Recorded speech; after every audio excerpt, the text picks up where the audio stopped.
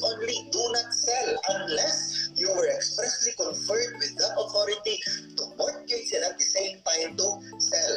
Now, in connection with the power to sell, tandaan ninyo, kapag inauthorize kayo na magbenta, ang presumption, you have to sell it for cash only, hindi installments yung authority mo.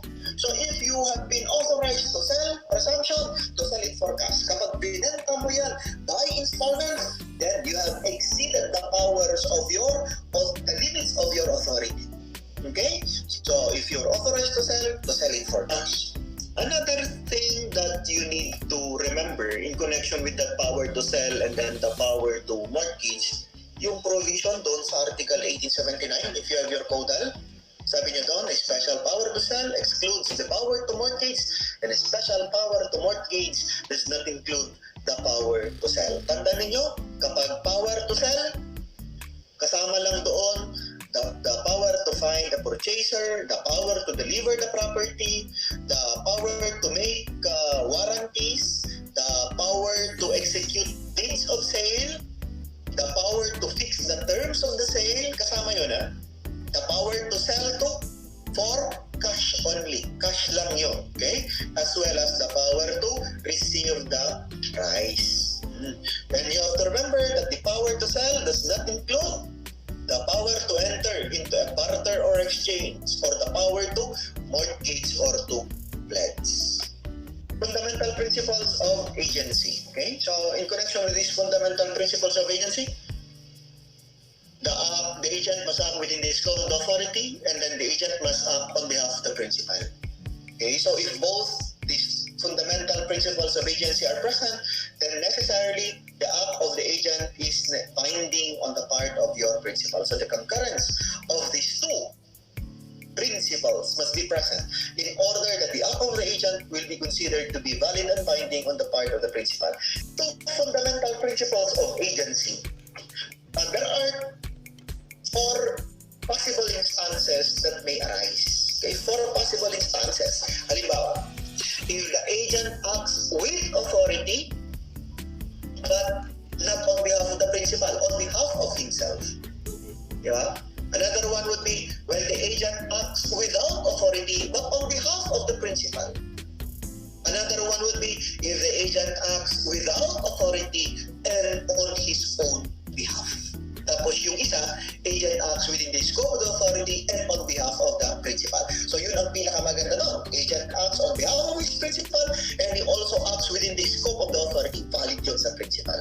But how about if the agent acts within the authority but on behalf of himself? So with authority but on behalf of the agent, on behalf of himself, ano yung rule natin doon? Is the act binding on the principal? General rule is that it does not bind the principal. Pero, tingnan niyo yung provision ng Article 1883. Anong sinabi niya doon? General rule, it should not bind the principal if the agent acts on behalf of himself, except if the subject matter of the agency is a property belonging to the principal. So how is that? Sabi ni principal, agent, you sell my property. Ano ang ginawa ni agent? Agent sold the property for cash within the price raise na sinabi ng principal. Sabi niya 1 million to 1.5. Binenta niya for 1.5 cash. So he acted within the scope of the authority.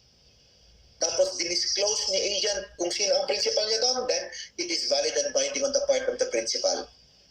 Pero halimbawa ang ginawa ni agent, binenta niya pursuant to the authority, pero he did not disclose the principal. He acted as if he is now the owner of the property. General rule, it should not bind the principal. However, since the subject matter of that sale is a property belonging to the principal, then it would still be binding part of our principal. Another effect, if the agent acts if the agent acted without any authority or he exceeded the limits of the authority but he acts on behalf of the principal. For example, sabi ni principal, agent, you sell my property for 1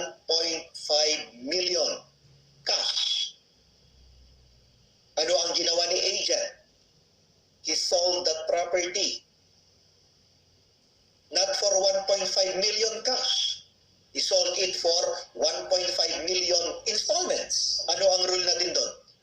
Well, the agent is deemed to have acted outside the scope of the authority. Because sabi ng kanina, if you are authorized to sell, you have to sell it for cash only, not to sell by installments. So, binding ba yun kay principal? The answer is, contract is supposed to be unenforceable. So, general rule, if it is unenforceable, it should not bind the principal. It binds the principal only after he has ratified the contract. If the principal did not ratify it, then it's not binding on the part of our principal. Okay? But how about if the situation is like this? Sabi ng principal, okay, agent, you sell my house for 1.5 million cash. Ano ang ginawa ni agent? He sold it for 0.8 million. 1 million for cash, and then 800,000 by installments. Then in that situation, unenforceable ulit yung kontrata. Okay? So, ganun po yung rule natin dyan. And then the last one, if the agent acts without any authority, and again, in his own behalf, hindi na on behalf of the principal, it is not binding on the part of the principal. In which case, agent could even be held liable for breach of warranty against eviction. Okay? In connection with these fundamental principles of agency, if you have your caudal, will you open it to Article 1882? Ano yung sinabi doon sa Article 1882 na yan? In 1882, sabi niya, the agent or the limits of the agent's authority is not deemed to have been exceeded if the agent performed it in a manner more advantageous on the part of our principal. So, agent's authority is not exceeded if the agent perform it in a manner more advantageous on the part of the principal. Yung example namin kanina, inauthorize ko yung agent ko to sell my property for 1.5 million. Pursuant to that said authority, anong ginawa ng agent? Binenta niya for 1.8 million. Did the agent exceed the limits of the authority? No, because the agent didn't perform it in a manner more advantageous on my part. Pero, halimbawa, 1.5 million ang sinabi ko na pagbenta niya, ang ginawa niya, binenta niya ng 1.8, however, 1 million cash, 800 by installments. Paano yun? Did the agent exceed the limits of the authority? The answer would be yes. Nag-exceed yung authority niya kahit more advantageous on my part. Dahil, ang in-expect ko sa kanya, as my agent, he should be able to sell it for 1.5 million cash. Nabenta lang niya for 1 million cash. So that's why the agent is deemed to have exceeded the limits of the authority in that particular scenario. Pero halimbawa, 1.8 million. Nabenta niya ng 1.8 million. 1.5 million cash, tapos 300,000 by installments. Ang sinabi ko sa kanya, ibenta lang niya for 1.5 million. Well, in that particular scenario, agent is not deemed to have exceeded the limits of the authority. Bakit? The minimum requirements has been complied with. So as long as you will be able to meet the minimum requirements, then valid yung act ng agent mo. The agent is not deemed to have exceeded the limits of the authority. Dahil sinabi ko na ibenta niya for 1.5 million, binenta niya ng 1.8 million, 1.5 million cash, 300,000 by installments, okay na yun, valid na yun. So going further, A constituted B as agent to sell his house and lot for 10 million cash. B, however, was able to sell it for 11 million, worth 10 million in cash and 1 billion by installments. So yan. Ano yung palagay nyo na mangyayari dito? Sabi natin, was there violation of his authority? Okay, because agent is not deemed to have exceeded the authority if he perform it in a manner more advantageous on the part of the principal. So question number 2. How about if B was able to sell it for 11 million by installments? Was there violation of such authority? 10 million cash. Ngayon, binenta niya 11 billion by installments. Was there violation of that authority? The answer would be there was a violation of the authority, because if you were authorized to sell and it is silent, presumption is you have to sell it for cash only and not by installments. Okay? So obligations of the agent. First obligation of the agent to carry out the agency and be liable liable for damages in case of non-performance. Next, to finish the business already begun on the death of the principal, should the delay entails any danger. Third, to act within the scope of the authority. Fourth, to advance the necessary funds should there be stipulation to that effect, except if the principal is insolvent. Number 5, to act in accordance with the instruction of the principal. 6, not to carry out the agency if its execution would manifestly result in loss or damage to the principal, etc., etc. So there are these 9 obligations of the principal. Ano ba yung mga dapat na tandaan dito? In connection with the first obligation, to carry out the agency and be liable for damages in case of non-performance.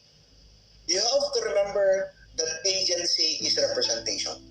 The agreement between the agent and the principal results to a contractual obligation between them, which is the force of the law between the contracting parties, that they have to obey it in good faith. So the fact that the agent accepted the authority, it's now his obligation to make representations on behalf of the principal. And if for one reason or another, despite the acceptance of that authority, the agent failed to make representations on behalf of his principal, and as a result of that, the principal suffered damage, then he could be held, the agent could be held liable to pay damages to his own principal. Okay? So, basta sinabi mo o tinanggap mo yung authority, hindi mo ginawa yung function mo, well, sorry ka na lang. If the principal will suffer a damage because of that, then you could be held liable to pay damages to your own principal. Isa, halimbawa, ayaw kong namang tanggapin. Pero sabi mo nga, silence is considered as implied acceptance to parties who are present, to parties who are face-to-face. Ano yung dapat kong gawin? Well, I have to decline the authority. And if ever you will decline the authority, ano yung gagawin mo? Kung meron nang na-deliver na goods sa iyo, pursuant to the said authority, pero dinecline mo, you have to take charge, take over, okay? Doon sa mga goods na yun. And you have to preserve them using the diligence of a good father of a family.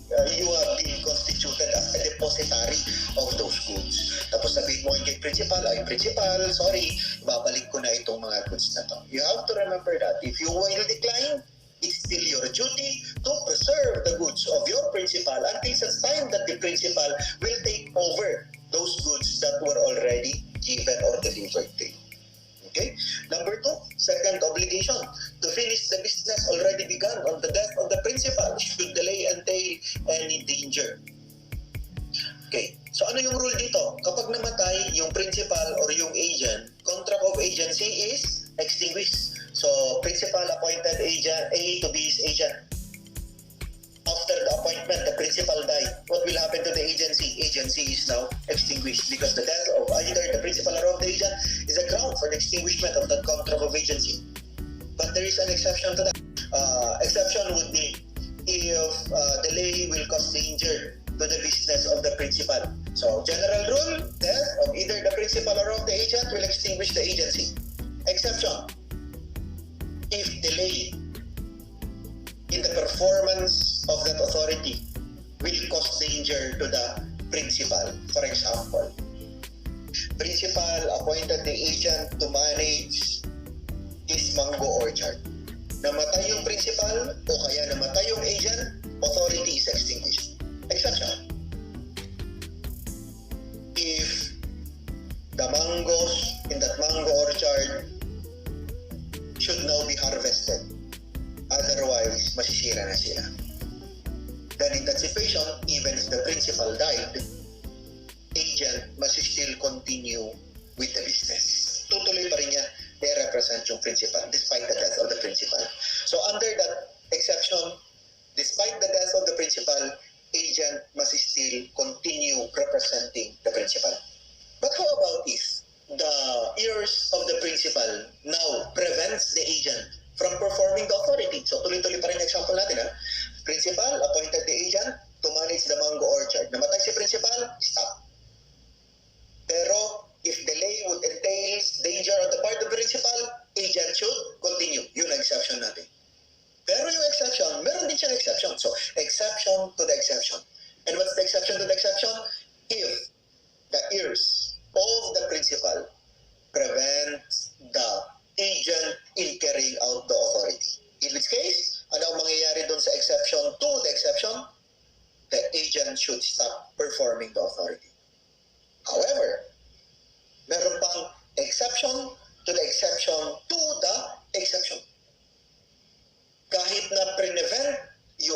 agent, ng mga heirs, ng principal to carry out the authority if the agency constituted for the benefit of both the principal or of the agent, or whenever there has been a stipulation por autrui or stipulation in favor of a third person who accepted the favor before it's withdrawn, then agent must still continue even if the heirs of the principal are preventing him in carrying out the authority.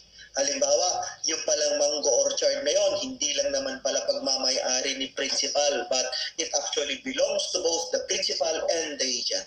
In which case, even if the agent has been prevented by the heirs of the principal to carry out the agency, considering that the subject matter of the agency belongs to both the principal and the agent, despite the death of the principal, despite the prohibition of the heirs of the principal, agent must still continue performing the authority. So exception to the exception to the exception to the exception. So number 3, third obligation of the agent, to act within the scope of the authority. So dito yung fundamental principles na sinabi natin kanina, that you have the agent must act within the scope of the authority and on behalf of the principal. Okay? Number 4, to advance the necessary funds. General rule, who should advance the necessary funds? It is the principal. Exception lang yung pag-advance ni agent ng necessary funds. That is, if there has been a stipulation that it is the agent who should pay first for the expenses in carrying out the agency. Pero, alam nyo, meron ding exception to the exception dyan. That even if there was an agreement between the principal and the agent, that is the agent who would advance the necessary expenses, if the principal now is suffering from insolvency, the agent has no obligation to advance the necessary expense. So, general rule, who advances the necessary expenses, it is the principal. Exception, the agent if there was a stipulation. Exception to the exception, if the principal is suffering from insolvency. Number 5, to act in accordance with the instruction of the principal, and in case of default thereof, he shall do all that a good father of a family would do. Okay, so if there has been instructions granted to the agent, then the agent should follow those instructions in carrying out the authority. Pero tingnan nyo yung number 6. Not to carry out the agency if its execution would manifestly result in a loss or damage on the part of the principal. So parang if there has been instruction on the part of the principal, sundin mo. Pero kung alam mo na mali naman yung instruction niya, well, you have still the authority to defy the instruction of your principal. For example, sabi ni principal, agent, benta mo yung bahay ko for 1 million. Nag-investigate ka. And then you discover that the value of the principal's property is not only 1 million, but it could easily command the price of 10 million. Ano gagawin mo? Bebenta mo ba at 1 million? Kasi yun ang sinabi niya? No. You have the authority also to defy the instruction of the principal if to carry it out would mean that your principal will now be suffering a loss or injury. So yung number 5 tsaka number 6, magka-connect lang yun.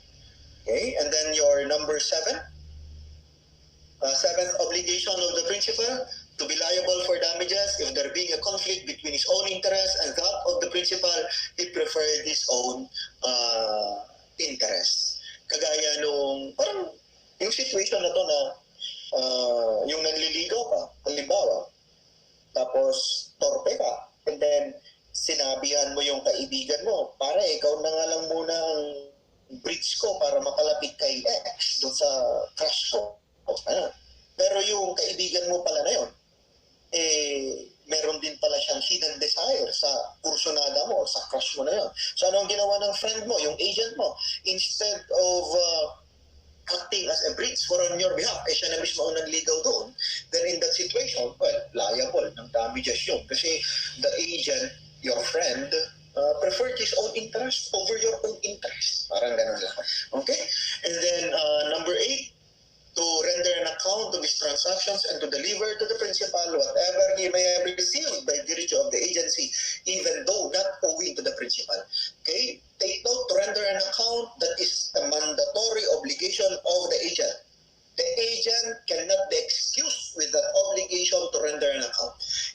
been a stipulation between the principal and the agent that the agent is excused from rendering an account, that agreement is considered as void. So mandatory yan, ha? Even if there was a stipulation that agent is excused, void po yung agreement na yun.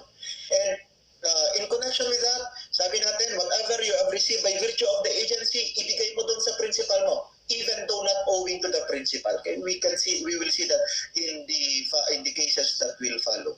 Okay? So, basta may tinanggap ka, lahat ibigay doon sa principal, even though not owing to the principal. Okay? And then, number 9, to act by himself or through a substitute. Yung substitute or yung tinatawag natin na sub-agent. Kailan ka pwedeng mag-appoint ng substitute? Well, as long as you are not prohibited, you are not expressly prohibited by the principal to appoint a substitute, then you can appoint a substitute. Pero take note of the consequence, ha? If you have been expressly prevented to appoint a substitute, but you appointed a substitute over and above that prohibition made by the principal, all acts of your agent or sub-agent is considered as void. Pero kung silent yung authority, hindi naman sinabi kung bawal na mag-appoint ng sub-agent, pero hindi rin sinabi na pwede. Ano ang rule natin to? Can you appoint a substitute? Yes, you can appoint a substitute. However, you are liable for the acts of that substitute. Pero halimbawa, sinabi ni principal, agent, you can appoint a sub-agent. Pwede, sinabi niya, di ba? So, you can appoint a sub-agent. But again, you are liable for the acts of that sub-agent if the sub-agent is notoriously incompetent or insolvent. Pero halimbawa, sinabi naman ni principal ganito, agent, you can appoint X as a sub-agent. In other words, it was the principal who had chosen the person to become your sub-agent. And pursuant thereto, you appointed X as your sub-agent kasi yun ang pinili ni principal. How about if X, the sub-agent, is incompetent? How about if X, the sub-agent, is insolvent? Are you liable to the acts, for the acts of that person? The answer is no. So kung yung principal mo mismo ang namili ng sub-agent, free ka sa whatever liability. Okay? Okay. So, let's now consider ito yung rule natin sa sub-agent. Agent may appoint a substitute if the principal has not been prohibited from doing so. Okay? Pero liable ka doon sa acts ng sub-agent na yun. Kung may prohibition, despite the prohibition, you appointed a sub-agent, o void yung acts ng sub-agent mo.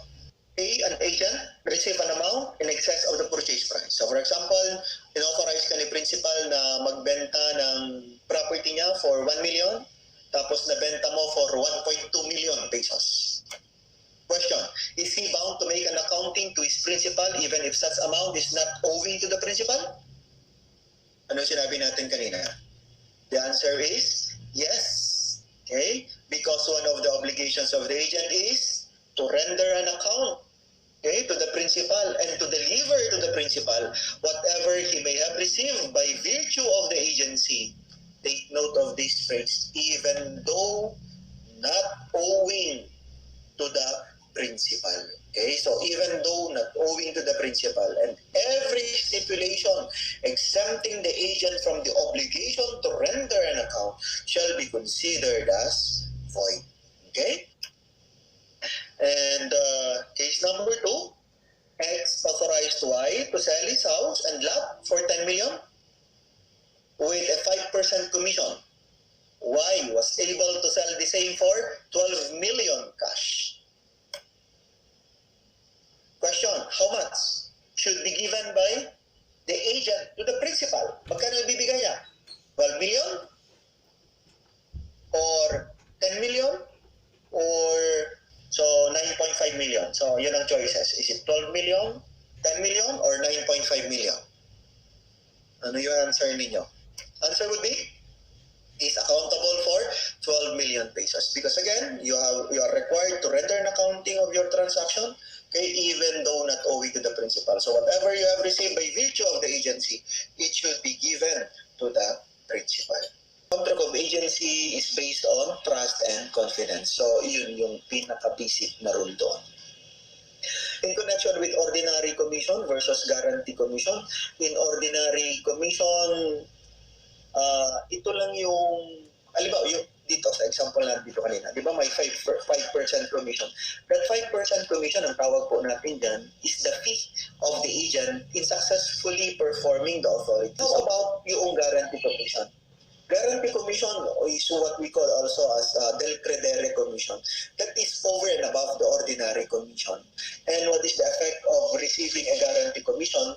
The risk of collection has been transferred. Kung hindi nagbayad yung taong pinagbentahan ni agent, si principal, pwede na siyang mismong habulin yung kanyang sariling agent. So agent will be held liable to guarantee the solvency or insolvency of the third person whom he is dealing with. Okay, so over and above yung guarantee commission. Kung sa example natin kanina, may 5% pa na ordinary commission, kung halimbawa sinabi ni principal, over your 5%, meron ka pang 100,000 over and above it. Then yung 100,000 na yon, that will now be in the nature of a guarantee commission or a del credere commission. Pero mas malaki yung risk na i-assume mo as an agent if you will be receiving a guarantee commission or a del credere commission. This is the rule also when it comes to multiplicity of agents. Marami kang agent. Ano yung nature ng liability ng mga agents na yon? Okay? So take note, when two or more principals have appointed an agent, what will be the nature of their liability? Yung two principals are considered solidarily liable to an agent. Halimbawa, marami kang agent. Isang principal, one person as principal, and then he appointed two or more agents. What will be the nature of the liability of these two or more agents? In the absence of stipulation, those two or more agents will only be held jointly liable. So joint lang ang liability. Pero on the part of the principal, kung marami sila, solidary. Kung marami ang agent, ang presumption, joint lang sila. Okay? So joint. To each his own. And then kapag solidary, one for all for one. When there are two or more agents and solidarity has been agreed upon, each of the agent is responsible for ano yung mga liability nila, the deliberate or non-fulfillment of the agency by the other, or fault or negligence of his fellow agents. So since solidarity has been agreed upon on the part of the agents, then the act of an agent, one agent, is the act of the others. So kung negligent yung isa, negligent silang lahat. Okay? Pero without prejudice to demand damages insofar as the guilty agent is concerned. But insofar as third persons are concerned, all of them are equally liable. But among themselves, yung mga agents mismo, well, kung sino talaga yung liable, siya lang yung magbabayad ng damages. Take note, among themselves yung. What are the obligations of the principal? To comply with all the obligations which the agent may have contracted within the scope of the authority, because again, agency is representation. So as long as the agent acted within the scope of the authority and on behalf of the principals or in accordance with the fundamental principles of the agency, it is the obligation of the principal to honor that contract which has been entered into by our agent. Next obligation, to advance to the agent should the latter so request the sums necessary for the execution of the agency. Kagaya na sinabi pa rin as a general rule, as between the principal and the agent, who should advance the necessary expenses? It is the principal unless otherwise stipulated. So kung mayroong stipulation, kung mayroong agreement, it is now the agent who should advance the necessary expenses. Pero mayroong exception to the exception. Even if there was an agreement, if the principal is now insolvent, then pwedeng mag-decline yung agent na mag-advance ng necessary expenses. Third obligation of the principal, to reimburse the agent for all the advances by the agent, even if the business was not successful. Take note, yung reimbursement na sinasabi dito is yung expenses incurred by the agent in carrying out the agency. Diba dito sa second obligation ng principal, yung principal sana ang mag-advance ng expenses, correct? But if the agent was the one who advanced the expenses, those expenses advanced by the agent should now be refunded by our principal. And the obligation of the principal to refund those expenses advanced by the agent is not based on the success or failure of the agency. It's not based on the success or the failure of the agency. As long as those expenses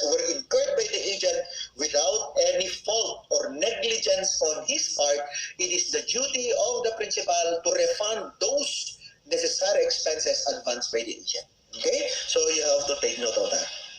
And then number 4, to indemnify the agent for all the damages which the execution of the agency may have caused to the latter, provided that it's without fault or negligence on his part.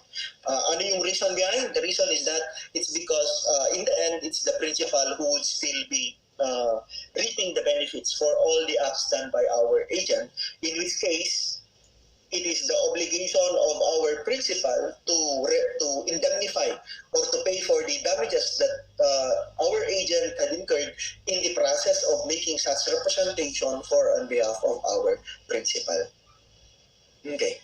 Now, suppose the principal and the duly authorized agent will sell the same property to different buyers. Who will acquire the ownership over the property sold? Ano yung rule natin? Yung principal, binenta niya yung property na pinapabenta niya sa agent. Yung agent naman, pursuant to the authority granted by the principal, nabenta rin niya yung property na iyon. So as between the sale made by the principal and the sale made by the agent, which do you think shall be preferred? The sale should follow the rule on double sale. Okay? So, double sale yan. Kapag personal property, ano yung rule natin sa double sale? Preference shall be given to the possessor. Yeah? If it is a real property, first registered in good faith, if no one has registered it, the person who could present the oldest title. Okay? So, yun po yung rule natin if it is a real property. Now, let's consider the following case. On March 1, 2020, A appointed B to be his agent for the sale of his house and lot located in Baguio City. Notwithstanding the appointment of the agent, the principal on March 20, 2020 was able to sell the land to a third person in the person of C. However, the said sale was not registered with the Registry of Deeds. On the other hand, pursuant to his authority, on April 1, 2020, the agent sold the same parcel of land to D, so another person naman yun, who in turn immediately registered the sale. When C discovered the sale and transfer, he went to court and asked for a reconveyance. So ito yung sinasabi natin kanina. Yung principal, nagbenta. Yung agent, nagbenta. Subject matter is a real property. So, sabi natin, you have to follow the rules on double sale. So, tama ba yung ginawa ni first buyer in going to court and asking the court for a reconveyance? The answer is no. Because when two persons contract with regard to the same thing, one of them with an agent and the other with a principal, and the two contracts are incompatible with each other, that of prior date shall be preferred without prejudice to the provisions on double sale. Okay, so the first registrant in good faith will now be preferred. And in this case, yung client ni agent is considered a buyer for value and in good faith because at the time he made the registration of the sale with the ROD, he is not yet aware of the existence of the prior sale between the principal and C. Okay? So in this case, B can be presumed to be a buyer in good faith and for value. Hence, the action for reconveyance will not prosper. Okay, so modes of extinguishing your contract of agency. The principal grounds, revocation. Next, withdrawal of the agent. Third, death, civil interdiction, insanity, or insolvency of the principal or of the agent. Fourth, accomplishment of the object or purpose of the agency. 5, dissolution. 6, expiration of the period. And then your other grounds such as termination, loss of the subject matter, change of the law, and outbreak of war. Okay? So, in connection with revocation, ano yung revocation? Sa general rule, agency is revocable at will. Bakit revocable at will? Revocable at will because this is actually based on trust and confidence. You have to take note that in this first mode of extinguishing contract of agency, revocation, sino ang magre-revoke? Is it the principal or of the agent?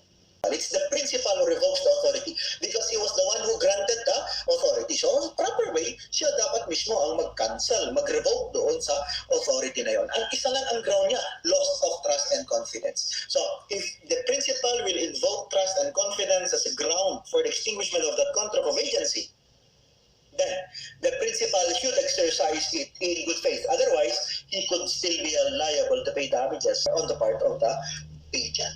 Okay, so how will the principal revoke that? Paano niya i-revoke yung authority? Revocation could be done expressly. It could also be done impliedly. Okay, so sinabi niya expressly. Paano? Gawa siya ng revocation of authority, written.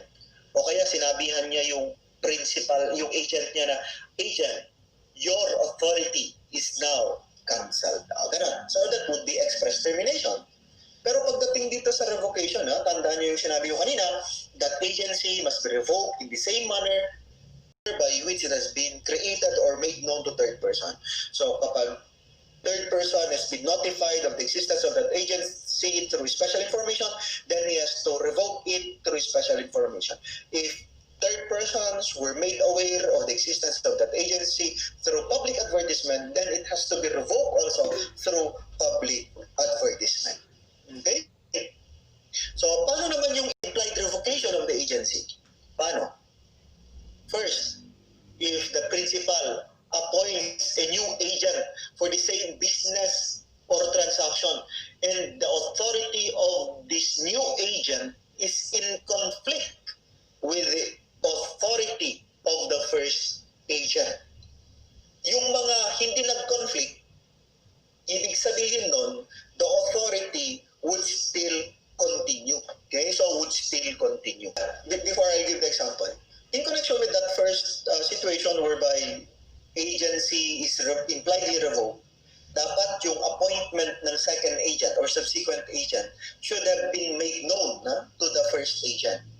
Otherwise, ang presumption, their authority will continue to exist together. Okay? So, they will coexist yung mga authority nila. So, for example, principal appointed agent 1 to sell his house and lot located in Baguio. Appointment was made on January 1, 2020. Now, on January 2, 2020, principal appointed agent number 2 to sell the same house and lot located in Baguio City. Kung ganun lang yung problem na ibinigay sa inyo, was the authority of agent number 1 extinguished by the appointment of agent number 2 to perform the same act? Ano sa palagay ninyo? Ang sagot doon, the answer is no. Because although the principal appointed another person to act as his agent to perform the same act, since the first agent was not duly notified of the appointment of the second agent, it is as if these two agents will coexist with each other. So parang nagkaroon lang ng dalawang agents ang principal. But how about if, after the appointment of agent number 2 on February 1, 2020, ano ang ginawa ni principal? He informed agent number 1 that he has now an agent number 2 to sell the same property. Ano yung effect nun? Yung appointment agent number 2. The effect is that the authority of agent number 1 is deemed impliedly revoked or cancelled with the appointment of agent number 2. So importante yung the act of informing or notifying the first agent of the appointment of the second agent. Otherwise, without that notification to the first agent, the presumption is that authority is not yet extinguished and that the first agent will just coexist with the subsequent agent so appointed by our principal. Number 2, when the principal himself directly manages the business entrusted to the agent, dealing directly with third person. Okay? So that's also a case of implied revocation. For example, principal appointed A to be his agent and appoint to sell a house and lot located in Baguio City, appointment having made on January 1, 2020. January 2, 2020. Anong ginawa ni principal on the next day? Principal sold the property to a third person, or he is performing the act that he has earlier conferred to our agent. Well, the act of the principal in performing that act that he has earlier conferred to our agent is considered as an implied revocation. The third one, if the principal gives a special power of attorney to one agent, it implicitly revokes a general power of attorney previously granted to another agent. Halimbawa, ganito. Principal appointed A to be the administrator of the following properties. Administrator, manager of the following properties. First, property located in Baguio. Property located in La Trinidad. Property located in Itogon. Another one is in Sablan. So, apat yung kanyang ina-administer or minamanage na properties. Okay? How about if principal appointed another agent? Ano yung extent ng authority ng second agent? To sell the property located in Baguio. Ano yung authority ng first agent insofar as the property located in Baguio? To administer, to manage only. Anong ginawa ni principal? He appointed another agent now to perform an act of ownership, to perform an act of strict dominion, which is to sell the property located here in Baguio City. What is the effect of that appointment made by the principal insofar as the first agent is concerned? Yung effect nun is that insofar as the authority of the first agent to manage the property in Baguio City, that is now impliedly revoked. Sir, paano naman po yung mga other properties, kagaya nung andun sa La Trinidad, kagaya nung andun sa Itogon, kagaya nung andun sa Sablan, na all acts of management pa rin? Well, tuloy-tuloy lang yung tatlo. Ang nakancel lang yung appointment lang ng agent dito sa Baguio City kasi yun lang naman ang inconsistent doon sa authority na unang ibinigay ni principal. Remember? To manage all those properties. Administration yun. Tapos ginawa ni principal, he appointed another agent to perform an act of ownership over one of those four properties. So ano lang ang na-extinguish doon? Yung authority lang to manage that single property in Baguio City. The rest, tuloy-tuloy pa rin, dapat yung acts of administration. Revocation should be brought to the attention of third persons in a manner by which the existence of the agency were made known to them. You have to remember also the instances whereby contract of agency is irrevocable. Kagaya ng situation na when agency is coupled with interest, when a bilateral contract depends upon it, if partner is appointed manager of a partnership. So yung mga yun na instances, yung coupled with interest, kagaya nito.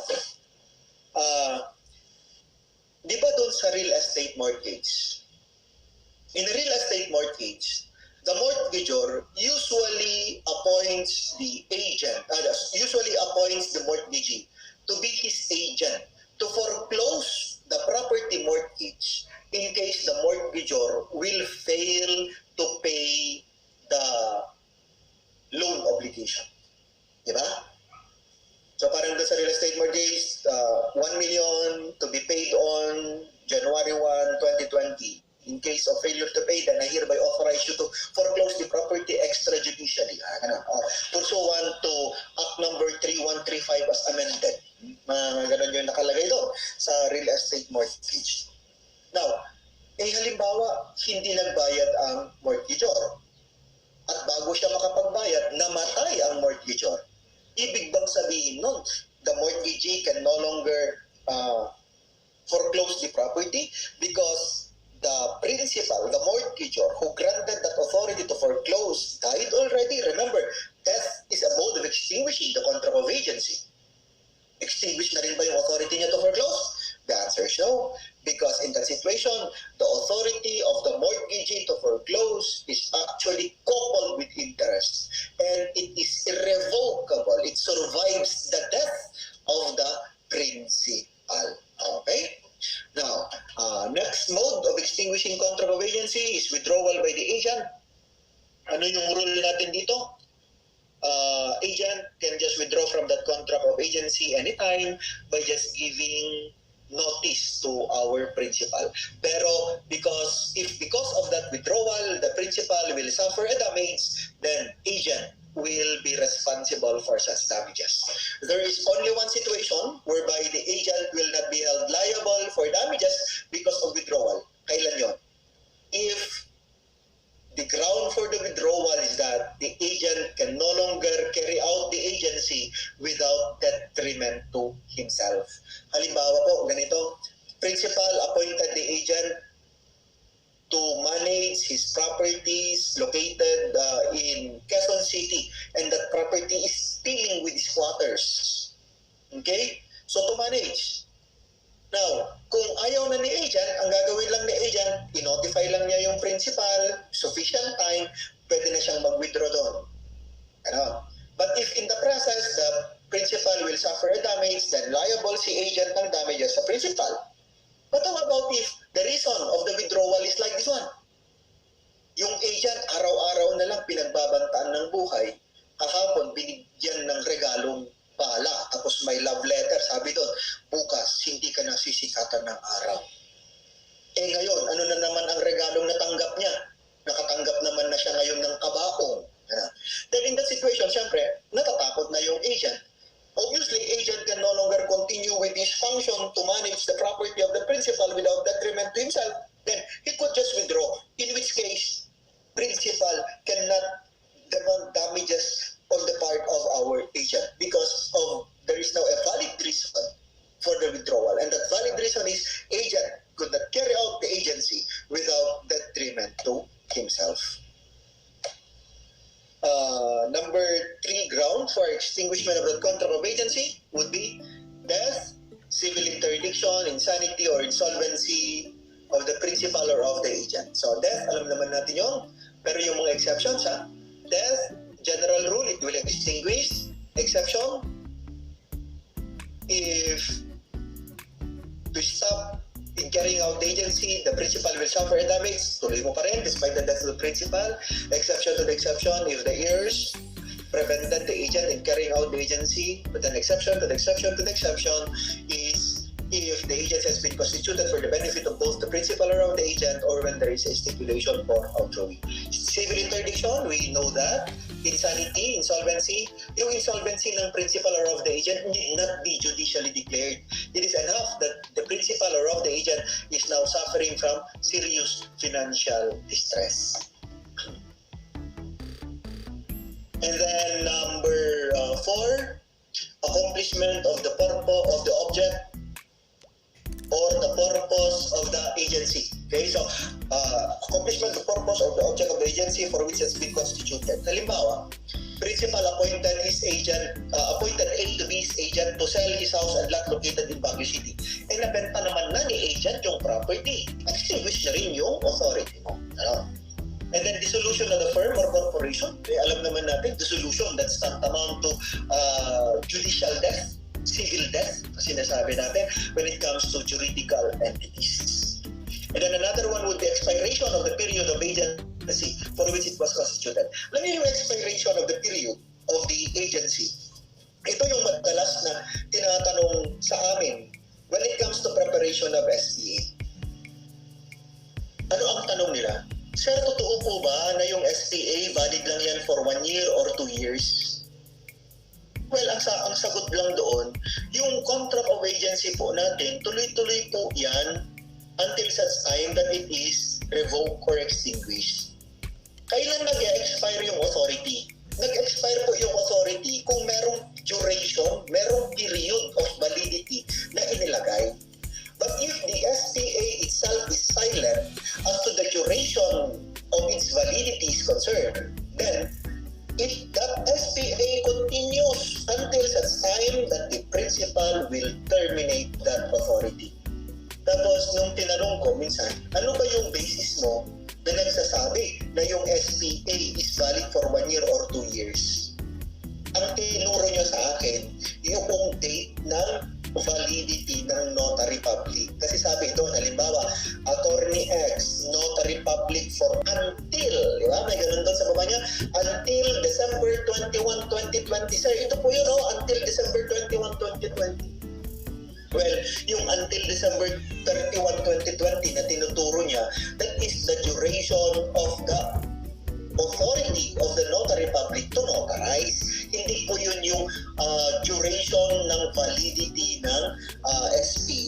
sinasabi natin. So, ang rule natin dito, expiration of the period if a period was provided. If no period was provided, then tuloy-tuloy lang po yung validity ng SPA na yan until such time that it is extinguished by any of the grounds provided.